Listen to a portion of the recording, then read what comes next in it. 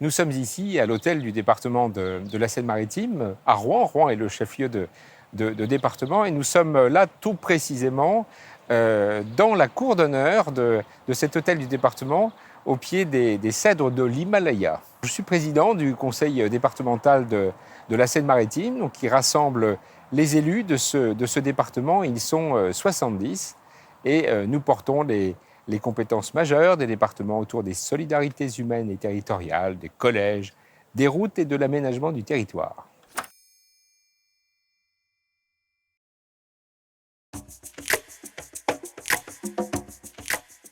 Nous y sommes au titre du contrat de territoire.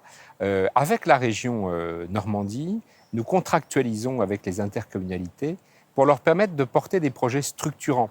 Et Bassan 2050 est un projet naturellement hautement structurant et nous sommes très heureux de pouvoir accompagner ce projet. Il permet de fédérer les acteurs.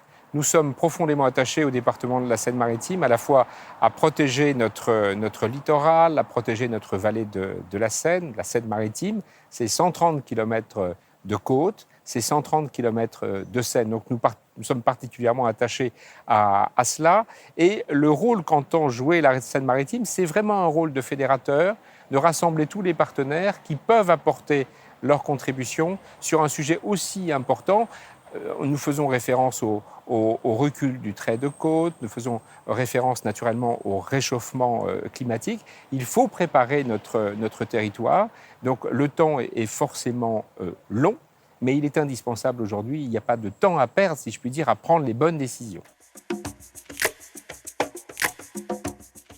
Nous avons mis en place un syndicat mixte il y a maintenant 2 ans qui rassemble les intercommunalités, les syndicats de bassins versants pour justement appréhender ce que l'on appelle la GEMAPI, c'est-à-dire la gestion des milieux aquatiques et la protection contre les inondations. Le projet Bassan 2050 y contribue naturellement au même titre que nous aurons une attention particulière aussi sur le sort des autres fleuves côtiers et ils sont nombreux en Seine-Maritime.